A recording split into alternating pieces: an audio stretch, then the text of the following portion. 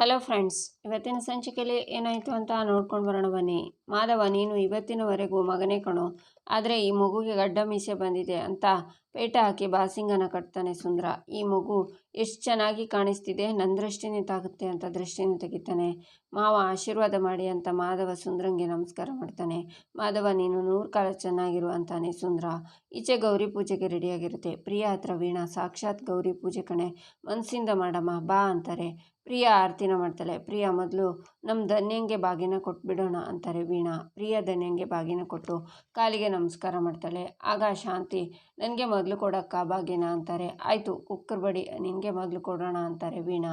ಪ್ರಿಯಾ ಬಾಗಿನ ಕೊಡ್ತಾಳೆ. ನಂತರ ಮತ್ತೆ 4 ಜನರಿಗೆ ಬಾಗಿನನ ಕೊಡ್ತಾರೆ. ಪ್ರಿಯಾ ಕಂದ, ನೀನು ಹೋಗಿ ಒಳಗೆ ರೆಸ್ಟ್ ತಗೋತಾ ಇರು, ಮುಹೂರ್ತ ಎಲ್ಲ ಶುರುವಾಗುವಾಗ, ಶಾಸ್ತ್ರ ಶುರುವಾಗಾಗ ನಾನು ಬಂದು ಕರಿತೀನಿ, ಸರಿನಾ ಅಂತಾರೆ ವೀಣಾ. ಆಗ ಗಿರಿಜಾ, ಮೀನಾ, ಅಮೂಲ್ಯ ಬರ್ತಾರೆ. 1 ನಿಮಿಷ ಅಂತಾರೆ ಗಿರಿಜಾ. ಅತ್ತಿಗೆ ಅಂತಾರೆ ವೀಣಾ. ಬೀಗ್ರೆ, ನಿಮಗೇನು ಅಭ್ಯಂತರ ಇಲ್ಲ ಅಂದರೆ ನಮ್ಮಿಬ್ಬರು ಸೊಸೆಯಂದ್ರ ಕೈಲೂ ಬಾಗಿನ ಕೊಡಿಸ್ಬೋದಾ ಅಂತಾರೆ ಗಿರಿಜಾ. ಅತ್ತೆ ಅಂತಾರೆ ಮೀನಾ, ಅಮೂಲ್ಯ. ಮೀನಾ, ಅಮ್ಮು ಸುಮ್ಮನಿರ್ರೆ. ಬೀಗ್ರೆ ಏನಂತೀರಾ, ನಿಮಗೇನು ಅಭ್ಯಂತರ ಇಲ್ಲ ಅಂದರೆ ಅಂತಾರೆ ಗಿರಿಜಾ. ಬಾಗಿನ ಕೊಡೋದು ತಾನೇ, ಮಾಡೋಣ ಮಾಡೋಣ ಅಂತಾರೆ ವೀಣಾ. ಅಮ್ಮು, ಮೀನಾ ಏನು ನೋಡ್ತಾ ನಿಂತಿದ್ದೀರಾ, ಬೇಗ ಬಾಗಿನ ಕೊಡಿ, ಹೋಗ್ರಮ್ಮ ಹೋಗಿ ಅಂತಾರೆ ಗಿರಿಜಾ. ಆಗ ಮೀನಾ ಬಾಗಿನನ ಕೊಡ್ತಾರೆ. ನಂತರ ಅಮೂಲ್ಯ ಬಾಗಿನನ ಕೊಡ್ತಾಳೆ. ಅತ್ತೆ, ನಮಗೆ ನಮ್ಮ ಮನೇಲಿ ಯಾವ ಕೊರತೆನೂ ಇಲ್ಲ, ಯಾವ ಕೊರಗೂ ಇಲ್ಲ, ಅಷ್ಟು ಚೆನ್ನಾಗಿ ಅಷ್ಟು ಪ್ರೀತಿಯಿಂದ ನಮ್ಮನ್ನು ನೋಡ್ಕೋತಿದ್ದೀರಾ. ಆದರೆ ಇದನ್ನೆಲ್ಲ ನೋಡಬೇಕಾದ್ರೆ ನನ್ನ ಮನಸ್ಸಲ್ಲಿ ಎಲ್ಲೋ ಒಂದು ಕಡೆ ಕೊರಗಿತ್ತು ಅತ್ತೆ, ನಾನು ಈ ಶಾಸ್ತ್ರನೆಲ್ಲ ಮಾಡೋಕ್ಕಾಗ್ತಿಲ್ವಲ್ಲ ಅಂತ. ಆದರೆ ನೀವು ಅದನ್ನೆಲ್ಲ ಅರ್ಥ ಮಾಡಿಕೊಂಡು ಆ ಕೊರಗನ್ನೆಲ್ಲ ನೀವು ಪೂರ್ತಿ ಮಾಡಿಬಿಟ್ರಿ ಅಂತಾಳೆ ಮೀನಾ. ಅತ್ತೆ, ನಾವು ಎಷ್ಟು ಪುಣ್ಯ ಮಾಡಿದ್ದೀವಿ ಗೊತ್ತಾ ನಿಮ್ಮಂಥ ಅತ್ತೆ ಪಡೆಯೋಕೆ ಅಂತಾಳೆ ಅಮೂಲ್ಯ. ಅತ್ತೆ, ನೀವು ನಮಗೆ ಬರೀ ಅತ್ತೆ ಅಲ್ಲ, ಅಮ್ಮನಾಗಿ ನಡ್ಸ್ಕೊತಿದ್ದೀರಾ, ಅಮ್ಮನ ಥರ ನೋಡ್ಕೋತಿದ್ದೀರಾ, ಥ್ಯಾಂಕ್ಸ್ ಅತ್ತೆ ಅಂತ ಮೀನಾ ಅಳ್ತಾಳೆ. ಏನ್ರೇ ಇದು, ಬಾಯಿ ತುಂಬ ಅಮ್ಮ ಅಂತ ಕರಿತೀರಾ, ಅದೆಂಥದ್ದು ಥ್ಯಾಂಕ್ಸ್ ಅಂತ ಹೇಳ್ತೀರಾ, ಅಮ್ಮಂಗೆ ಯಾರಾದರೂ ಥ್ಯಾಂಕ್ಸ್ ಹೇಳ್ತಾರಾ? ಮೀನಾ, ಅಮ್ಮು, ನಾನು ಎಷ್ಟು ಸಲ ಹೇಳಿದ್ದೀನಿ, ನೀವು ನಮ್ಮ ಮನೆ ಸೊಸೆಯಂದ್ರಲ್ಲ ಕಣೆ, ಮನೆ ಮಕ್ಕಳು, ನಿಮ್ಮ ಮನಸ್ಸಲ್ಲಿ ಯಾವತ್ತೂ ಯಾವ ಕೊರಗೂ ಇರಬಾರ್ದು, ಅದಕ್ಕೆ ನಾನು ಇದನ್ನೆಲ್ಲ ಮಾಡಿಸಿದ್ದು. ಇನ್ನು ಮುಂದೆ ನೀವು ಸಂತೋಷವಾಗಿರ್ತೀರ ಅಲ್ವಾ ಕೋತಿಗಳ, ನೀವು ಅಳೋದಲ್ಲದೆ ನನ್ನನ್ನು ಅಳಿಸ್ತಿದ್ದೀರಾ, ನನ್ನ ಮುದ್ದು ಸೊಸೆ ಅಲ್ವಾ ಬಂಗಾರಿ ಅಂತ ಇಬ್ಬರಿಗೂ ದೃಷ್ಟಿನ ತೆಗಿತಾರೆ ಗಿರಿಜಾ. ಅದಕ್ಕೆ ನಿಮ್ಮ ದೊಡ್ಡ ಸೊಸೆ ಇಲ್ಲೇ ಇದ್ದಾಳೆ, ಅವಳನ್ನು ಮರ್ತ್ಬಿಟ್ರಾ ಅಂತಾರೆ ವೀಣಾ. ನನ್ನ ಮುದ್ದು ಸೊಸೆನ ನಾನು ಯಾವತ್ತೂ ಮರೆಯಲ್ಲ ಅಂತ ಪ್ರಿಯಾಗೂ ದೃಷ್ಟಿ ತೆಗಿತಾರೆ ಗಿರಿಜಾ. ಮಗಳೇ, ನಾವು ಮುಂದಿನ ಶಾಸ್ತ್ರನೆಲ್ಲ ಶುರು ಆಗುತ್ತೆ, ಹೊರಟ್ಬಿಡೋಣ, ಇನ್ನೂ ಎಷ್ಟು ಹೊತ್ತು ಅಂತ ಇಲ್ಲಿ ಟೈಮ್ ವೇಸ್ಟ್ ಮಾಡೋದು ಅಲ್ವಾ, ಬಾ ಹೋಗೋಣ ಅಂತ ವೀಣಾ ಹೋಗ್ತಾರೆ. ಈಚೆ ಬ್ಯಾಂಡ್ ವಾದ್ಯ ಬಾರಿಸ್ತಿರ್ತಾರೆ. ಮಾಧವನ ಹತ್ರ ಪುರೋಹಿತರು, ಮಾಧವ ಕಾಶಿ ಹತ್ರಕ್ಕೆ ಹೊರಡಪ್ಪ ಅಂತಾರೆ. ವಲ್ಲಭ, ಕೇಶವ ನೀವು ಒಂದ್ಸಲ ಹೊರಡ್ರೋ ಅಂತಾರೆ ಗಿರಿಜಾ. ಅತ್ತೆ, ನನ್ನ ಗಂಡನ ನಾನು ಕಾಶಿ ಯಾತ್ರೆಗೆ ಕಳ್ಸಲ್ಲಪ್ಪ ಅಂತಾಳೆ ಮೀನಾ. ನನಗೆಲ್ಲ ಅದೃಷ್ಟ ಇದೆ ಅಂತಾನೆ ಕೇಶವ. ಏನು ಅಂತಾಳೆ ಮೀನಾ. ಅಂದರೆ ಮದುವೆ ಆದಮೇಲೆ ಈ ಕಾಶಿ, ಕೈಲಾಸ, ಸ್ವರ್ಗ ಎಲ್ಲ ನೀನೇ ಇರಬೇಕಾದ್ರೆ ನಿನ್ನ ಬಿಟ್ಟು ನಾನೊಬ್ಬನೇ ಕಾಶಿಗೆ ಹೋಗೋಕ್ಕಾಗತ್ತಾ ಅಂತಾನೆ ಕೇಶವ. ಯಾರು ಬೇಡಪ್ಪ, ನಾನು ಫ್ರೀ ಆಗಿದ್ದೀನಿ, ನಾನೇ ಹೋಗ್ಬಿಡ್ತೀನಿ ಕಾಶಿಗೆ ಅಂತಾನೆ ಸುಂದ್ರ, ನೀನ್ಯಾಕೆ ಹೋಗ್ತೀಯಾ ಅಂತಾರೆ ಗಿರಿಜಾ. ಮತ್ತೇನಕ್ಕ, ಮದುವೆ ಮನೆಯಲ್ಲಿ ನನಗೆ ವಯಸ್ಸಾಗಿದೆ ಅಂತ ನೀನು ಬೇರೆ ಅವಮಾನ ಮಾಡ್ತೀಯಾ, ಬಾವ ತಲೆ ಕೆಡ್ಸ್ಕೋತಾ ಇಲ್ಲ, ಹೋಗಿ ಬರ್ತೀನಿ ಕಾಶಿಗೋ ರಾಮೇಶ್ವರಕ್ಕೋ ಅಂತಾನೆ ಸುಂದ್ರ ಅಂತಾರೆ ನಂದನ್. ಮಾಧವ, ಹೋಗ್ಬಿಡಪ್ಪ, ನಿನಗಿಂತ ಭಾವನೆ ಅರ್ಜೆಂಟಾಗಿದ್ದಾರೆ, ಹೋಗು ಕಾಶಿಗೆ ಅಂತಾನೆ ಸುಂದ್ರ. ಆಗ ಮಾಧವ ಹೋಗ್ತಾ ಇರ್ತಾನೆ.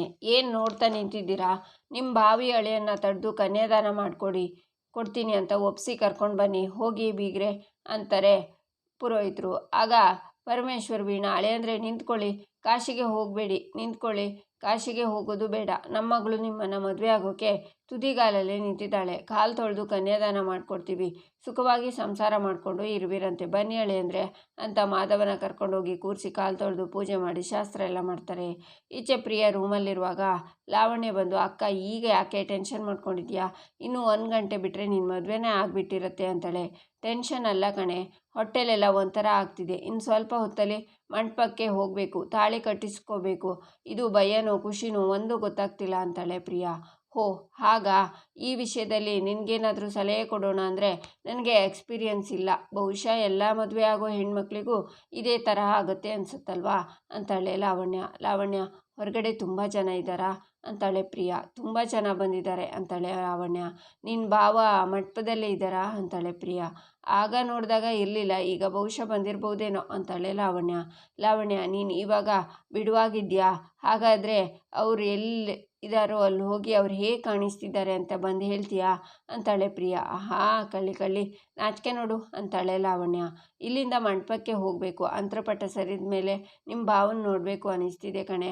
ಆದರೆ ಅವ್ರ ತಮ್ಮಂದಿರು ಏನೇನೋ ಹೇಳಿ ಕಾಲೆಳಿತಾರೆ, ಅದನ್ನೆಲ್ಲ ನೆನೆಸ್ಕೊಂಡ್ರೆ ನನಗೆ ಅಂತ ಮುಖನ ಮುಚ್ಕೋತಾಳೆ ಪ್ರಿಯಾ. ಅಯ್ಯಯ್ಯೋ ನನ್ನ ಅಕ್ಕ ಈ ಥರ ನಾಚ್ಕೊಂಡ್ರೆ ಎಷ್ಟು ಚೆನ್ನಾಗಿ ಕಾಣಿಸ್ತೀಯ ನನ್ನ ಮುದ್ದು ಅಕ್ಕ ಅಂತ ಲಾವಣ್ಯ ಅವಳನ್ನು ತಪ್ಕೊಂಡು ಮುತ್ಕೊಡ್ತಾಳೆ. ಈಚೆ ಮಂಟಪದ ಹತ್ರ ಮನೆಯವರೆಲ್ಲರೂ ಇರ್ತಾರೆ. ನಂದನ್ ಗಿರಿಜಾ ಅಂತ ಕರೀತಾರೆ. ಮಾಧವನು ಚೇರಲ್ಲಿ ಕೂತಿರ್ತಾನೆ. ನಂದಣ್ಣ, ಮುಂದಿನ ಕಾರ್ಯಕ್ರಮ ಹಿರಿಯರ ಪಾದಪೂಜೆ ಆಗಬೇಕು. ನಿಮ್ಮ ಕಡೆ ಹಿರಿಯರು ಯಾರಿದ್ದಾರೋ ಅವರನ್ನು ಕರೆದು ಕೂರಿಸಿ. ನೀವು ನಿಮ್ಮ ಶ್ರೀಮತಿಯವರು ಅವ್ರ ಪಾದ ಪೂಜೆ ಮಾಡಿ ಅವರ ಆಶೀರ್ವಾದ ಪಡ್ಕೊಳ್ಳಿ, ಎಲ್ಲ ಒಳ್ಳೆಯದಾಗತ್ತೆ. ಯಾಕೆ ನಂದಣ್ಣ ಏನೂ ಮಾತಾಡ್ತಿಲ್ಲ, ಕರೀರಿ ನಿಮ್ಮನೆ ಹಿರಿಯರನ್ನು ಅಂತಾರೆ ಪುರೋಹಿತರೆ. ನಂದಣ್ಣ ಅವರಿಗೆ ಹಿರಿಯರು ನಂಟರಿಷ್ಟರು ಅಂತ ಯಾರೂ ಇಲ್ಲ, ಈ ಶಾಸ್ತ್ರ ಮಾಡೋಕ್ಕಾಗಲ್ಲ ಬಿಡಿ ಅಂತಾರೆ ಒಬ್ಬರು. ಸರಿ, ಹಾಗಾದರೆ ಶಾಸ್ತ್ರನ ಬಿಟ್ಬಿಡೋಣ ಅಂತಾರೆ ಪುರೋಹಿತರು. ಆಗ ನಂದನ್, ಹನುಮಂತಣ್ಣ, ಪುರೋಹಿತರು ಹೇಳಿದ್ದು ಕೇಳಲಿಲ್ವಾ, ಬನ್ನಿ ಅಂತಾರೆ. ನಾನಾ, ಬೇಡ ನಂದ ಅಂತಾರೆ ಹನುಮಂತಣ್ಣ. ಬೇಡ ಅಂತ ಹೇಳೋ ಹಾಗಿಲ್ಲ ನಂದಣ್ಣ, ಮೊದಲು ಬನ್ನಿ. ಹನುಮಂತಣ್ಣ, ನನಗೆ ಅಂತ ಇರೋದು ನೀವು ಬಿಟ್ಟರೆ ಒಬ್ಬರೇ ಅಲ್ವಾ? ಎಷ್ಟೋ ವರ್ಷದಿಂದ ನನ್ನ ಜೊತೆ ಇದ್ದೀರಾ. ನೀವು ಕಷ್ಟ ಸುಖದಲ್ಲಿ ಭಾಗಿಯಾಗಿ ನಾನು ಕೂಗಿದಾಗ ಧೈರ್ಯ ಹೇಳಿದ್ದೀರಾ. ನೀವು ನನಗೆ ಅಣ್ಣ ಇದ್ದ ಹಾಗಲ್ಲವಾ? ನನಗೆ ಆಶೀರ್ವಾದ ಮಾಡಲ್ವಾ ಹನುಮಂತಣ್ಣ ಅಂತಾರೆ ನಂದನ್. ನಿನಗೆ ಆಶೀರ್ವಾದ ಮಾಡೋಷ್ಟು ದೊಡ್ಡನಲ್ಲ ನಾನು, ನಿನ್ನ ಅಂಗಡೀಲಿ ಕೆಲಸ ಮಾಡೋನು. ನೀನು ನನ್ನ ಕಾಲು ತೊಳಿತೀಯಾ? ಸರಿ ಅಲ್ಲ, ನನಗೆ ಮುಜುಗರ ಆಗತ್ತೆ, ಬೇಡ ಅಂತಾರೆ ಹನುಮಂತಣ್ಣ, ನೀವು ಈಗ ಬರಲಿಲ್ಲ ಅಂದರೆ ನಮಗೆ ತುಂಬ ಬೇಜಾರಾಗುತ್ತೆ. ಬನ್ನಿ ಹನುಮಂತಣ್ಣ ಅಂತಾರೆ ಗಿರಿಜಾ. ಹನುಮಂತಣ್ಣ, ಆಶೀರ್ವಾದ ಮಾಡಲ್ವಾ ನನಗೆ ಅಂತಾನೆ ಮಾಧವ. ಅದು ಹಾಗಲ್ಲ ಮಾಧವ ಅಂತಾರೆ ಹನುಮಂತಣ್ಣ, ನಿಮ್ಮನ್ನು ನಾವು ಬೇರೆಯವ್ರ ಥರ ನೋಡೇ ಇಲ್ಲ, ನೀವು ನಮ್ಮವರು ಅಂತಾನೆ ವಲ್ಲಭ. ನಮ್ಮವರೇನು, ನಮ್ಮ ತಾತ ನೀವು. ಮೊಮ್ಮಕ್ಕಳು ಹೇಳಿದ ಮೇಲೆ ತಾತ ಕೇಳಲೇಬೇಕು. ಬನ್ನಿ ಕೂತ್ಕೊಳ್ಳಿ ಅಂತ ಕೇಶವ ಹನುಮಂತಣ್ಣನ ಕೂರಿಸ್ತಾನೆ. ಅವ್ರು ಕಾಲು ತೊಳೆದು ಪಾದೆ ಪೂಜೆನ ಮಾಡ್ತಾರೆ ನಂದನ್ ಗಿರಿಜಾ.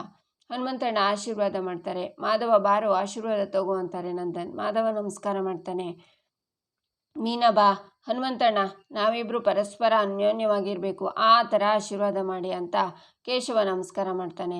ನಂತರ ಅಮೂಲ್ಯ ವಲ್ಲಭ ನಮಸ್ಕಾರ ಮಾಡೋದಕ್ಕೆ ಬರ್ತಾರೆ. ಹನುಮಂತಣ್ಣ, ನಮ್ಮ ಕಾಲೇಜಲ್ಲಿ ನಾನು ಫಸ್ಟ್ ರ್ಯಾಂಕ್ ಬರಬೇಕು, ಆ ಥರ ಆಶೀರ್ವಾದ ಮಾಡಿ ಅಂತ ಅಮೂಲ್ಯ ನಮಸ್ಕಾರ ಮಾಡ್ತಾಳೆ. ನಂತರ ರಕ್ಷಾ ಬಂದು, ಹನುಮಂತಣ್ಣ, ಅಪ್ಪ ಆಸೆ ಪಟ್ಟಿರೋ ಥರ ನಾನು ದೊಡ್ಡ ಕಲೆಕ್ಟರ್ ಆಗಬೇಕು, ಹಾಗೆ ಆಶೀರ್ವಾದ ಮಾಡಿ ಅಂತ ನಮಸ್ಕಾರ ಮಾಡ್ತಾಳೆ. ನಂತರ ಧನ್ಯ ಬಂದು, ಹನುಮಂತಣ್ಣ, ಇತ್ತೀಚೆಗೆ ಒಂದು ಸೈಟ್ ತೊಗೊಂಡಿದ್ದೀನಿ, ಅದರಲ್ಲಿ ಒಂದು ದೊಡ್ಡ ಮನೆ ಕಟ್ಟೋ ಥರ ಆಶೀರ್ವಾದ ಮಾಡಿ ಅಂತ ನಮಸ್ಕಾರ ಮಾಡ್ತಾಳೆ. ನಂತರ ಸುಂದರ, ನನಗೆ ಒಂದು ಒಳ್ಳೆ ಹುಡುಗಿ ಸಿಗಲಿ ಅಂತ ಆಶೀರ್ವಾದ ಮಾಡಿ ಹನುಮಂತಣ್ಣ ಅಂತ ನಮಸ್ಕಾರ ಮಾಡ್ತಾನೆ. ನಂತರ ಎಲ್ಲರೂ ಹನುಮಂತಣ್ಣನ ತಪ್ಕೋತಾರೆ. ಈಚೆ ರೂಮಲ್ಲಿ ಮಾಧವ ಬಂದು ಕೂತಿರ್ತಾನೆ. ಆಗ ಸುಕನ್ಯಾ ಕಾಲ್ ಮಾಡಿ, ಏನಂತ ಡಿಸೈಡ್ ಮಾಡಿದೆ ಮಾಧವ ಅಂತಾಳೆ. ಡಿಸೈಡ್ ಮಾಡೋದು ಏನೂ ಇಲ್ಲ ಸುಕನ್ಯಾ, ಇವತ್ತು ನನ್ನ ಮದುವೆ ಅಂತ ಗೊತ್ತಿದ್ರು ಏನಕ್ಕೆ ಕಾಲ್ ಮಾಡ್ತಿದ್ಯಾ ಅಂತಾನೆ ಮಾಧವ. ನನ್ನ ಪ್ರೀತಿನ ಒಪ್ಕೋತೀಯೋ ಇಲ್ವೋ ಅಂತ ಕೇಳೋದಕ್ಕೆ ಕಡೆ ಸಲ ಫೋನ್ ಮಾಡಿದೆ ಅಂತಾಳೆ ಸುಕನ್ಯಾ ಪ್ಲೀಸ್, ಓದಿ ಮುಗಿಸಿರೋ ಪುಟಗಳನ್ನು ಮತ್ತೆ ಯಾಕೆ ತಿರುವಿ ಹಾಕ್ತಿದ್ಯಾ, ಅದರಿಂದ ಏನೂ ಪ್ರಯೋಜನ ಇಲ್ಲ ಅಂತಾನೆ ಮಾಧವ. ಹೌದಾ, ಸರಿ ಮಾಧವ, ಥ್ಯಾಂಕ್ಸ್ ಫಾರ್ ಎವ್ರಿಥಿಂಗ್. ಇನ್ನೂ ನನ್ನಿಂದ ನಿನಗೆ ಯಾವ ತೊಂದರೆನೂ ಆಗಲ್ಲ. ನೀನು ನಿಮ್ಮ ಅಪ್ಪನ ಕನಸನ್ನು ನೆರವೇರಿಸುವಂಥ ಚಾಕುನ ಹಿಡ್ಕೊಂಡು ಗುಡ್ ಬೈ ಮಾಧವ ಅಂತಾಳೆ ಸುಕನ್ಯಾ. ಏನು ಗುಡ್ ಬಾಯ? ಯಾಕೆ, ಏನೇನೋ ಹೇಳ್ತಿದ್ಯಾ ಸುಕನ್ಯಾ ಅಂತಾನೆ ಮಾಧವ. ಏನೇನು ಹೇಳ್ತೀನ ಮಾಧವ, ನಿನ್ನನ್ನು ಜಗತ್ತನ್ನು ಬಿಟ್ಟು ಹೋಗುವಾಗ ಗುಡ್ ಬೈ ತಾನೇ ಹೇಳಬೇಕು ಅಂತಾಳೆ ಸುಕನ್ಯಾ. ಏನು ಮಾತಾಡ್ತಿದ್ಯಾ ಸುಕನ್ಯಾ, ಜಗತ್ತನ್ನೇ ಬಿಟ್ಟು ಹೋಗೋದಾ ಅಂತಾನೆ ಮಾಧವ. ನಾನು ಸುಸೈಡ್ ಮಾಡ್ಕೋಬೇಕು ಅಂತ ಡಿಸೈಡ್ ಮಾಡಿದ್ದೀನಿ ಮಾಧವ. ಇನ್ನೂ ನನ್ನಿಂದ ನಿನಗೆ ಯಾವ ತೊಂದರೆನೂ ಬರಲ್ಲ, ಆರಾಮಾಗಿ ಮದುವೆ ಆಗು Madhava. Wish you all the best ಅಂತಾಳೆ ಸುಕನ್ಯಾ, ಈ ಥರ ಎಲ್ಲ ಮಾತಾಡಿ ನನ್ನ ಬ್ಲ್ಯಾಕ್ ಮೇಲ್ ಮಾಡಬೇಕು ಅಂದ್ಕೊಂಡಿದ್ಯಾ ಅಂತಾನೆ ಮಾಧವ. ನಾನ್ಯಾಕೆ ಬ್ಲ್ಯಾಕ್ ಮೇಲ್ ಮಾಡಲಿ, ನಾನು ನಿಜನೇ ಹೇಳ್ತಿದ್ದೀನಿ ಮಾಧವ. ನನಗೆ ಬದುಕೋಕೆ ಯಾವ ರೀಸನ್ನೂ ಇಲ್ಲ. ಅವತ್ತು ನೀ ನನ್ನ ಜೊತೆ ಓಡಬಾರ್ದೇ ಇದ್ದಂಗೆ ನಾನು ಸಾಯಬೇಕಾಗಿತ್ತಾ, ಆದರೆ ನಾನು ಸಾಯಲಿಲ್ಲ. ಈಗ ನನ್ನ ಗಂಡ ನನಗೆ ಮೋಸ ಮಾಡ್ದ, ನೀನು ಮತ್ತೊಂದು ಸಲ ನನಗೆ ಕೈ ಕೊಟ್ಟೆ, ನಾನ್ಯಾಕೆ ಬದುಕಿರಬೇಕು ಮಾಧವ ಅಂತಾಳೆ ಸುಕನ್ಯಾ, ನಾನಿನ್ನ ಪ್ರೀತಿಸಿದ್ದು ನಿಜ, ನೀನು ಬೇರೆಯವರನ್ನು ಮದುವೆ ಆಗಿದ್ದು ನಿಜ, ನಾನಿನ್ನ ಮರ್ತಿದ್ದು ನಿಜ. ಈಗ ನಿನ್ನ ಜೀವನದಲ್ಲಿ ನಾನು ಬಂದಿದ್ದು ಸಹಾಯ ಮಾಡೋಕ್ಕೆ ಹೊರತು ಪ್ರೀತಿ ಮಾಡೋದಕ್ಕಲ್ಲ.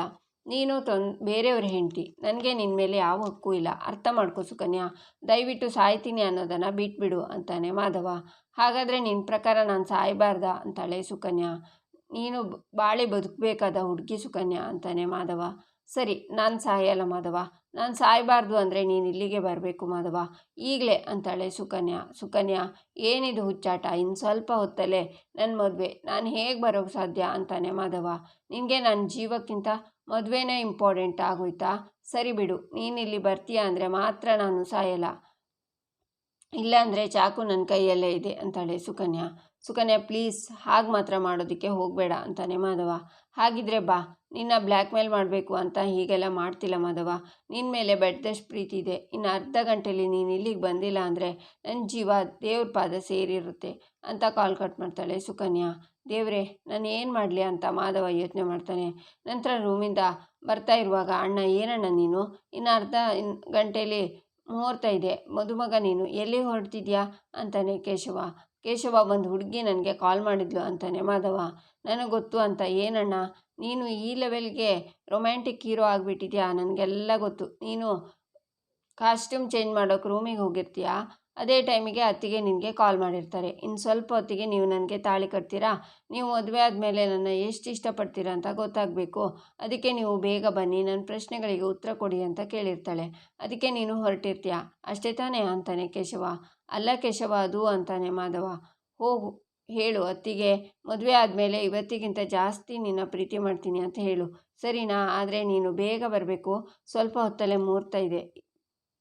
ಬರಲಿಲ್ಲ ಅಂದರೆ ಅಪ್ಪ ಗೊತ್ತಲ್ಲ, ಮಗ ಅಂತಲೂ ನೋಡಲ್ಲ, ಬಾರಿಸ್ಬಿಡ್ತಾರೆ. ಸರಿ ಹೋಗ್ಬಾ ಅಂತಾನೆ ಕೇಶವ ಅಲ್ಲಿಂದ ಹೋಗ್ತಾನೆ. ಮಾಧವ ಅಲ್ಲಿಂದ ಈಚೆ ಬರ್ತಾನೆ. ನಂದನ್, ಮಾಧವ ಎಲ್ಲಿ ಅಂತ ಕೇಶವನ್ನ ಕೇಳ್ತಾರೆ. ಮಾಧವನ್ನ ಎಲ್ಲೂ ಕಾಣಿಸ್ತಿಲ್ಲ ಮಾಧವಣ್ಣ ಅಂತಾನೆ ಕೇಶವ. ಆಗ ಸೂರ್ಯಕಾಂತ್ ಚಂದ್ರಕಾಂತ್ ಮದುವೆ ಮನೆಗೆ ಬರ್ತಾರೆ. ಇಲ್ಲಿಗೆ ಈ ಸಂಚಿಕೆ ಮುಕ್ತಾಯವಾಗುತ್ತೆ. ಮುಂದಿನ ಸಂಚಿಕೆಗಾಗಿ ನಮ್ಮ ಚಾನಲನ್ನು ನೋಡಿ ಸಬ್ಸ್ಕ್ರೈಬ್ ಮಾಡಿ, ಲೈಕ್ ಮಾಡಿ, ಸಪೋರ್ಟ್ ಮಾಡೋದನ್ನು ಮರಿಬೇಡಿ.